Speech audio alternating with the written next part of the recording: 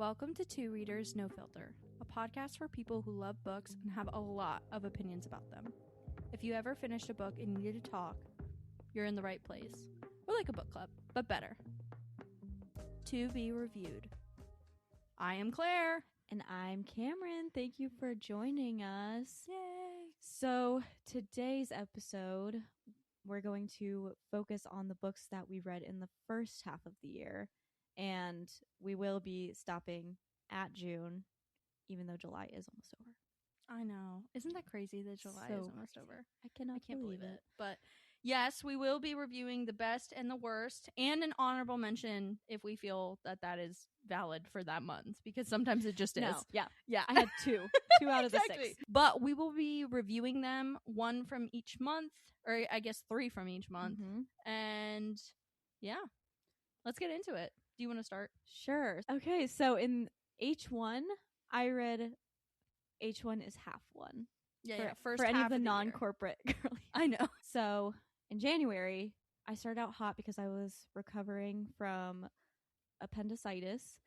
So I had a lot of time. So I read 8 books, which is the most out of any month. It just went downhill from there. But my best book was Heart the Lover by Lily King. Ugh. And that was my only 5-star in H1. Little Whoa. spoiler. Only 5-star. That's crazy. So, yeah. What was your best and how many did you read in? I read 13 books in January. My best was Harry Potter and the Half-Blood Prince. So I started the year off hot. Yeah. In the fact that it was cold outside and I was still mourning Christmas. Like, you know how sometimes like that period of time is over and you're like, what am I supposed to do with all this time? Yeah. So I read Harry Potter. So what else do you do? And I got the whole series done almost in January, which is insane. That is crazy. But yeah, that's like, you can't really top that. Does it get any better? I don't think so. Yeah. And it was my first time reading it too.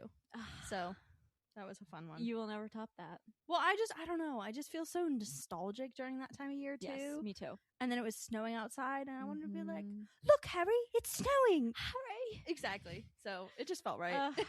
Yeah. I want to already reread that, and I read it last year. What's your worst?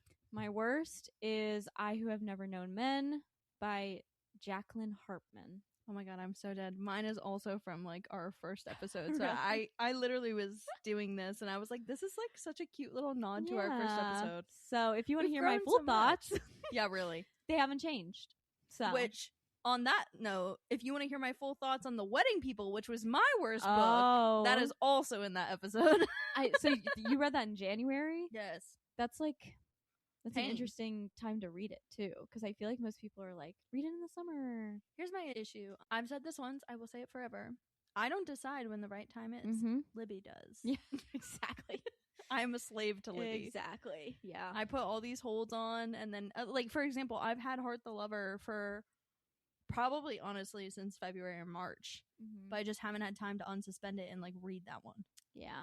So yeah, I know it would be a quick one though, which is really satisfying because you said it was only 250 pages. Easy. That's an evening for me. Exactly. That. Yeah. So Lily's hot for that. Yes, she is. Good job, Lily. And that says a lot if like you can really flesh out the characters and the storyline in that. Like, you do not need a 600-page book if you're a good writer. Like, and most of the time, people are just filling the pages. I just had one that I did that. I think I check out our Instagram because I think I just did a book review for a book that I felt the same way. I was like, you didn't need that many pages to waste my time. Yeah, that was kind of rude. Yes, don't disrespect me like that. Be considerate of our time. There's so many books. We don't have all the time. I'm just a girl. Just a spam girl. I'm just a girl in spam. But my honorable mention for January is Recursion by Blake Crouch. That was one Guava actually read too. I read it and I was like, you will eat this up. Because recursion is like a computer science term. Yeah. And he tried explaining it to me so many times. So, you know when like people do that and it's just like you cannot grasp onto the concept, and it's like I remember we played this, we didn't play a game, that sounds like middle school, but like I was with work friends and we were like, let's try and explain a concept you kind of know but like also not really. And so I tried explaining recursion. It was the funniest thing because I was like, It's like you get to the certain point in the code, and then when you get to it, you tell it to stop and go back. Like, I don't know. And they're like, that doesn't make any sense. And I was like, exactly. That's what I'm trying to tell you. Thank you. Yeah. Like, but that's the book that either looks like a figure eight or an infinity symbol, like standing up. Yep. And Okay. it's yellow. Yeah. I've been wanting to read that. I think that was from you though. Mm-hmm. You told me like, hey, you should read this, but it's also a short book. All of his are short. I didn't have an honorable mention for January, but I'm gonna throw one in there. Bride from Allie Hazelwood. I'm gonna throw it in there just because we're getting close to like paranormal spooky season. Thank God. So I feel like this is like a fun one. I really enjoyed that one. I thought Mate was actually a pretty good sequel, which spoiler, but so it could have been worse. A lot of the sequels sometimes I'm like, oof. Yeah. So like, was that necessary? Yeah. But originally I didn't have an honorable mention, but I'll throw it in there since you had one. Okay. All right, February. You want to start? Sure. I read 6 books in February. The best was The Road to Tender Hearts by Annie Hartnett. It's I guess a romance. No, maybe like a fiction. I don't know. But I gave that one 4 stars. Because again, I only had 1 5-star. And we already went over it. What was your best? I did not do stars. I didn't write down stars, so I will not be saying those. But for February, I read 8 books, and my best was Harry Potter and the Deathly Hallows, which awkward, I know. I got through everything except for the last book in January, so that one was kind of a carryover one. But I just loved all the background and the lore, and I think that, like, unfortunately, if you're already a part of the cult, like, what are you gonna do? Like, of course it's gonna make your top list. You know what I mean? So, yeah, duh. There was like I felt bad to the other books on here, and that's why I have an honorable mention on this one, because I just feel like I was like, I'm sorry. Harry Potter kind of took over. It's hard for it not to. Harry Potter. Anyways, Harry Potter. Worst book. This is when we started filming for the pod around. Because I read His and Hers. And that was my worst. Wait, that's so funny. Okay. By Alice Feeney. That's an unreleased episode, so. Yeah, that's like going to be the archives one time. Yeah. Guys, we were learning how the heck to get our voices together, and then we listened back to that episode, and we said, so maybe we don't release this one. Maybe. Maybe we don't. Yeah. Yeah, wait, this is a little secret. We started this pod in March of 2026, but our first released episode was June. So we had 3 months worth of content that we're just sitting on, and maybe we'll release for you, maybe we won't. Maybe we will not. Be nice. We'll see. Oh, my worst for February. This was one that we did for a personal book club before we jumped into this. Yeah. Too Old for This. Hated that one. Yeah. Jesus. Yeah, that one was stupid. I was too tired of that. That's what that was. Yeah. Yes. Yeah. And the worst part is sometimes you have like a really good plot line, or you have like a good starting foundation point, and then they just take it and you're like, and you did that? The 5-star weekend. Yeah. I just want to, like, sometimes I want to practice a game with authors and be like, okay, let's see what you would do with this plot. Yeah. A little exercise. A little funny little game. Because I want to read it. All right. Honorable mention for February, or you didn't have one? I had one for February. The Favorites by Lane Fargo. And I don't know if you've shared your thoughts on The Favorites on the pod. But I shared it on our social media. So if the girlies who do our social media and they follow our social media, you'll know how I feel. Yeah. But if you don't, be there, be square. Why aren't you around? Yeah. But I feel responsible because I recommended it. I loved it. I ate it up. I ate it up. Maybe it's because I was like, it was February. I was watching the Olympics, like figure skating on in the background. Like I was so immersed, and I feel like that did help. That made my list. I will not say what, and I will not say when. What, but that made my list. I already know where. My honorable mention for February was Sunrise on the Reaping. I was feeling nostalgic during the beginning of the year, so I went through all the Harry Potters, and then I did all the Hunger Games, because again, we had the Sunrise on the Reaping coming out at the end of this year. Yep. So I was like, you know what? Let me just do it. But I hadn't read or seen any anything with The Ballad of Songbirds and Snakes, and I didn't do anything obviously with Sunrise and the Reaping, so those two were fresh for me. Gotcha. And so I just think that one was like really well done. I really appreciated the characters, the everything, and I think that honestly reading them back to back from going, and I know you're in your reread journey right now for prep for November, but watching Suzanne like level up as a writer, especially in the last two, is like that was so fun for me. Yeah. So I just good job, Suzanne. Good job. So honorable mention, girl. There you go. There you go. There you go. Okay, March. I only read 3 books, so I do not have an honorable mention because I would just be listing all 3 books. I mean, you could. I mean, I could, but okay, the best. And I know you didn't like this one, but I did not love this book, but I only had 3 to choose from. Okay. So, The Correspondent by Virginia Evans. I read this one. You listened to the audiobook. I DNF'd the audiobook. And then, yes, DNF'd. Sorry. Which I think is I don't think I could have gone through the audiobook. I feel like it would have gotten confusing and she would have gotten on my nerves. Yeah. But I think that was on me for doing the audiobook. I think I probably could have gotten through the normal book. Yeah. But I think like to me, I still haven't looked up the summary. I need to do that. But to me, I just think that there wasn't enough there. Like I just didn't care enough and I didn't connect with her.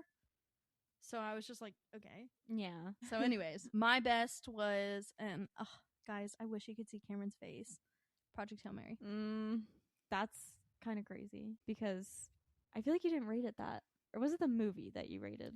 Well, more? I'm not doing this on rating. I'm doing this on looking back. Gotcha. These are the books I read. What was the best book? Because something that rated higher at the time doesn't necessarily mean it's the best overall book for the what I would have picked. You know what I mean? Yeah. For March, I forgot to say this. Sorry. For March, I read 4 books. So I was going to say something. We were busy in March. And I was busy in April and May, too. Me too. It got weird. Me too. Where it was like 15 to 47. Like, what's happening? In March, I read, I think, my least favorite book of all time. Oh, no. Northanger Abbey by Jane Austen. You were not a nice person during that time. No. And I think it caused a slump. That's why I only read 3 books in March, because I was like, I can't continue. Like, I just can't. I could not get myself to pick up another book after that. I was like, this sucked.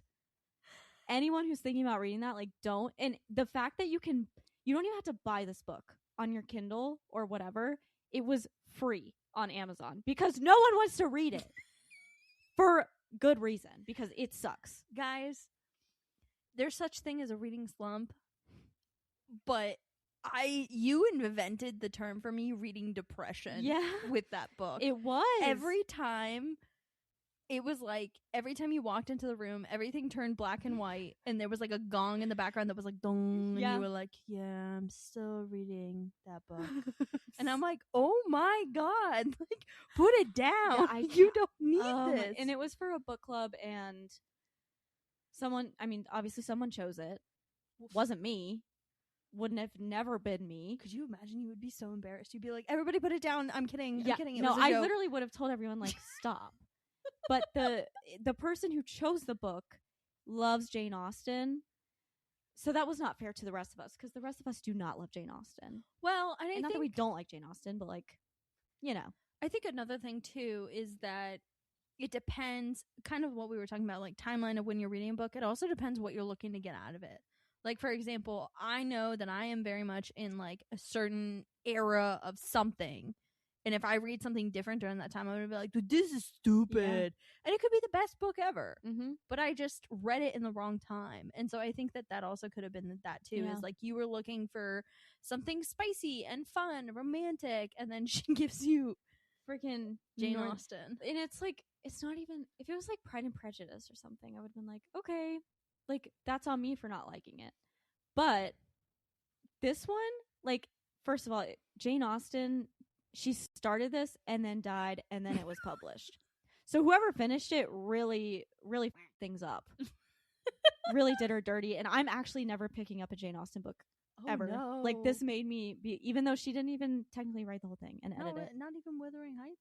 No, I'm not doing it. Wow. I'll watch those stupid movies, but what was your, did you say yours?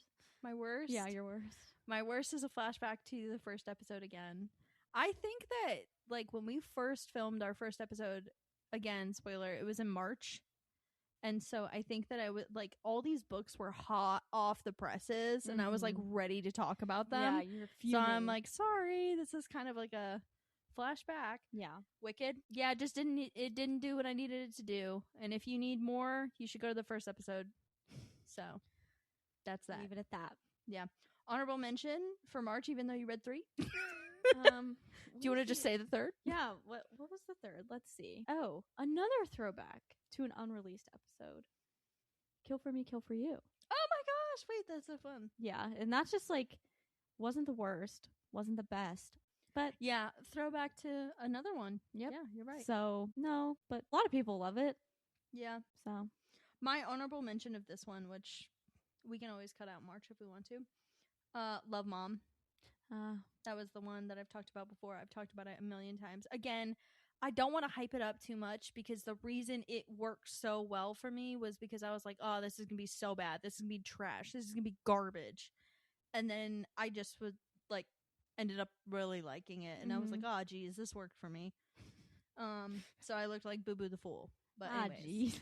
You know what I mean? I'm like, oh, man, now I look like a fool being like, I don't want to read this stupid book. And then I was sitting there at 1 a.m. finishing it. Yep. That's embarrassing. I get it. But all right, moving on from March. April, hit me with it. I read 5 books. Oh, dang. Yeah. And then the best was The Night We Met by Abby Jimenez. It's her new release. And it wasn't the best book I've ever read, but it was the best of April, obviously. And it was entertaining. Well, I think also it's one of those authors that you can go to of, like, you needed a specific fix and they give it to you every time. You know what I mean? It's like, I can't put down the book. It's entertaining. And there's, like, a solid romance. Well, also April, you're starting to get the spring rush. You're feeling the summer. So I get it. Yep. Yeah, that makes sense to me. In April, I read 2 books because, again, April was busy. Clearly. Best was Dungeon Crawler Carl. Love him. I'll probably be doing some content of me following through the rest of the 9 books I think there are. Yeah. So I'm hoping to start the second one. I have it on my Kindle lockdown on Kindle Unlimited right now because I canceled my Kindle Unlimited March? Yeah.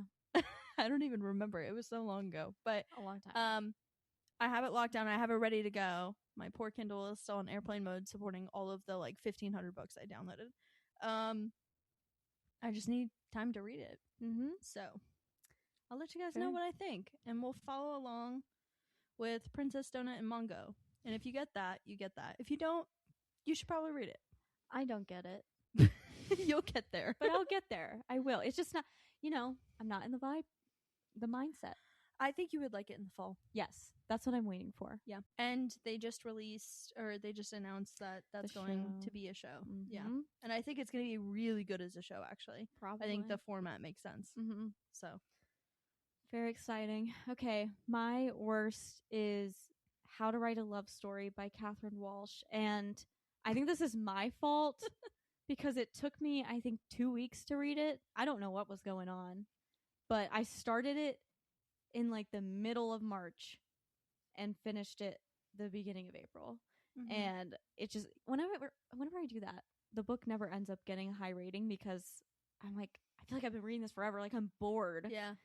But, like, I remember it took place in Ireland, and I usually eat that up. So I really think it's because I took forever to read it. But I mean, why do you think you eat up Ireland? I just love, like, whenever it takes place in, especially, like, a little Irish town or, like, a Scottish town or just any type of, like, European town, really.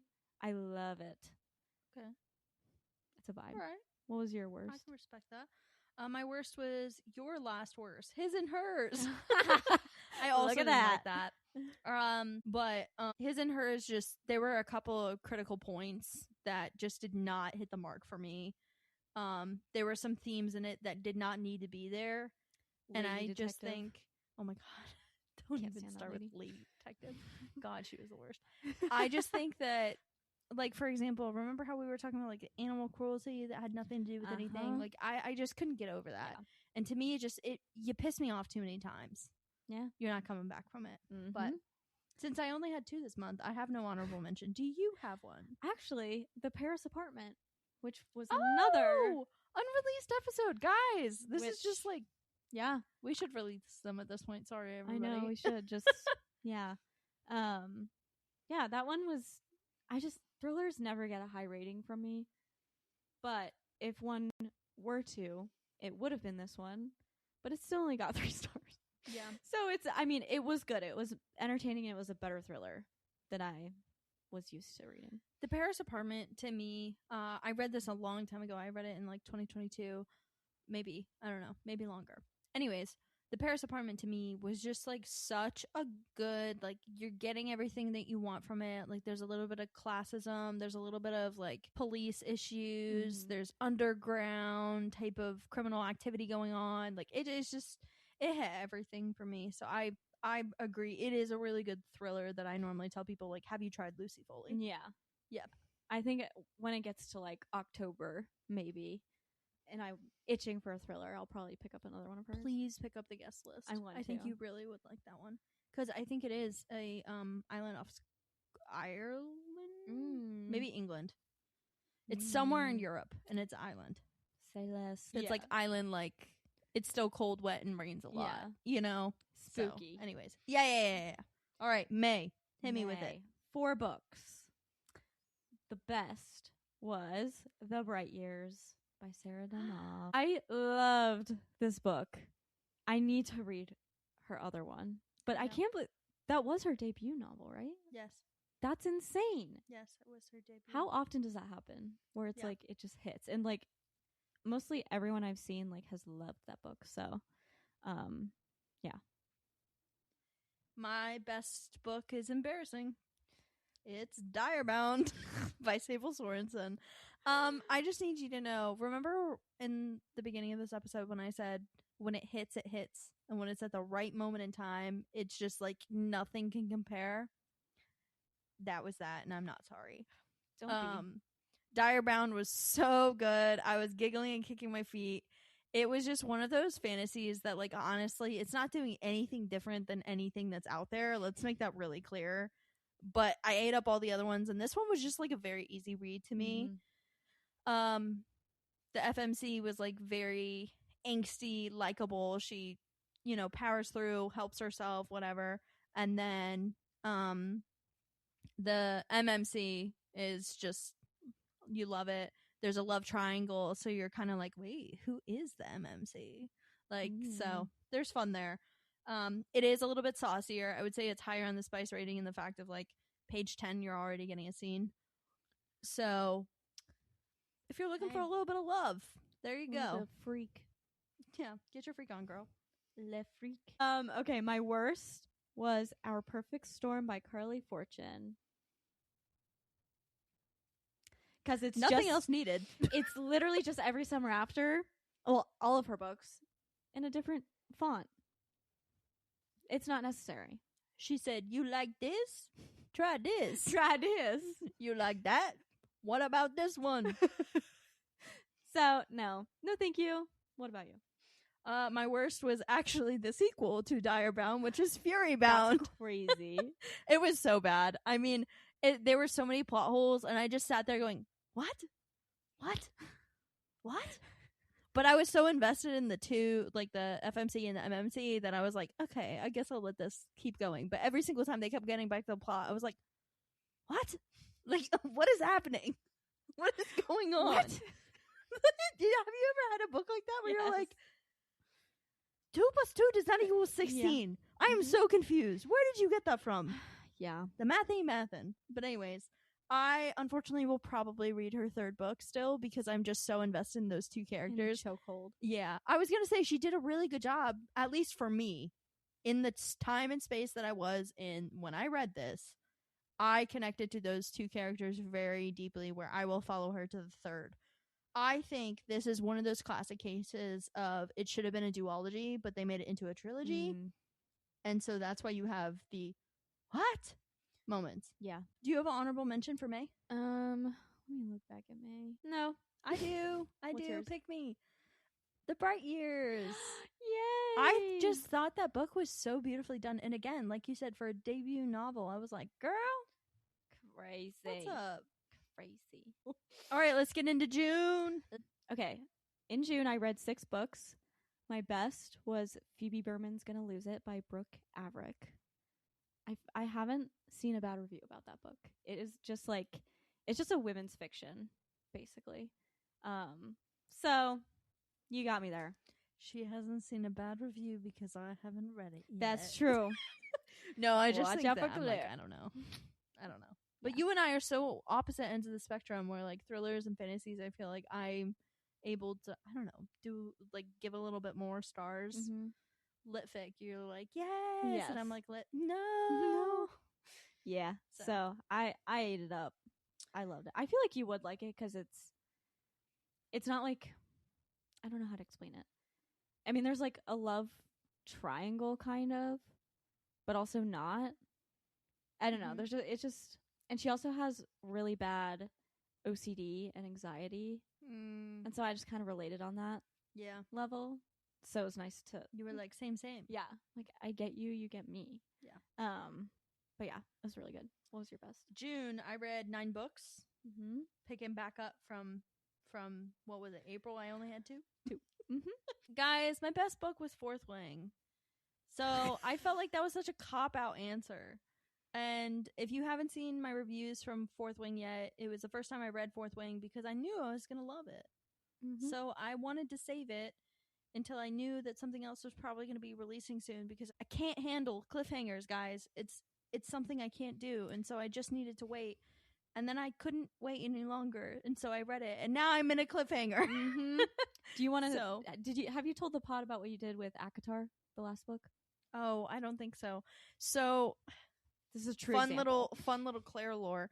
I read all of ACOTAR, ate it up, except for A Court of Silver Flames, because I refused to read it until the next books were announced. So get really excited because I will be reading it in the next little bit because we have a big date in October, which I know her whole release is kind of a taboo topic in the community right now. But yeah, no, I hate ending on cliffhangers. I think it will be fine. But I don't know. But I mean, I did finish Fourth Wing, and she's releasing Threshing Day in September, and then the new book will be next year. So I don't know. I kind of think my timeline was pretty good. It could have been worse. Yeah. I could have been stranded after Iron Flame, and I think I wouldn't have been okay. Yeah, that would have been a long time. Yeah. But anyways, but that felt like a cop-out answer. So I actually gave 2. My other the other best book was The Amalfi Curse. I think that this was a fun read during the time. So I just, again, it's not my highest rated, but it's like super fun during that time. And when I was looking back, I was like, I really enjoyed that one. So that's where I landed. Fair. Is that a fantasy or like? No, I would say it's a historical fiction. Oh, okay, gotcha. Yeah, historical fiction. Yeah. Worst book. I wonder if ours will be the same. Nope. Actually, I don't know. My worst, Every Summer After by Carly Fortune. It's not my lowest rated, but I just hated that book. Yeah, I felt like we did the podcast, and instead of putting everything out there, I feel like it really just ramped you right back up. I was like, this actually is so stupid. Why does this exist? Sorry to Carly Fortune and everyone who loves that book. But also, I saw this girl I follow on TikTok. She was like, I'm telling everyone, skip that stupid first book and go just watch the show and read One Golden Summer. Just skip it because it sucks. And I'm like, yes, you're my person. I just got a text from someone the other day that was like, hey, how did you feel about Every Summer After? And I was like, oh. They said, oh, I read One Golden Summer, but I didn't know if I should go back. I said, no. Stay where you are. Do not. Don't go back. What did Rafiki say in The Lion King? There's no use. Yeah. It's all in the past. Exactly. Move on. We're done with that. Yeah. Anyways. What was your worst? Not quite dead yet. by Holly Jackson. It was a debut adult novel, and I just think that it gave YA so much. It was really hard to get through. And then I don't know. I was surprised I finished it, honestly. So all power to you. don't read that. Don't do that. Don't do it. Honorable mention? Question mark? Maybe. Let me look back through. No. Do you have one? Yes. Go ahead. My honorable mention for June is The Favorites. Wow. Because I'm so messed up after that. Like, I feel like I was a part of a toxic relationship. Mm-hmm. Like, I loved it, but hated it, but loved it, but hated it, and keep going back and forth, where I was talking to Peach, and I was like, you really gotta read it. And she was like, didn't you hate it? And I was like, no. But, like, but also, I don't know. And so I just think that it's an honorable mention, the fact that, like, you should read it because, like, it really is worth the read, but also at the same time, just know that they might take your heart out of your chest and stomp on it a little. But they'll put it back. It'll go back. Is it the same? Just not the same. No.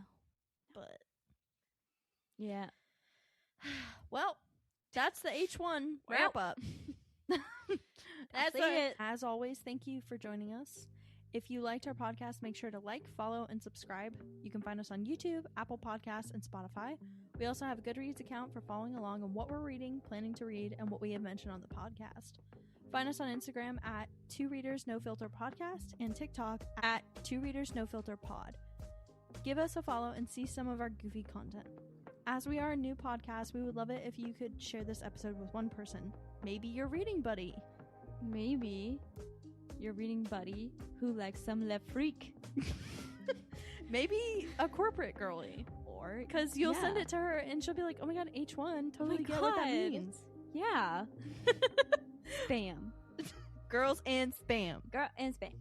Well, we will see you next time. Bye. Bye.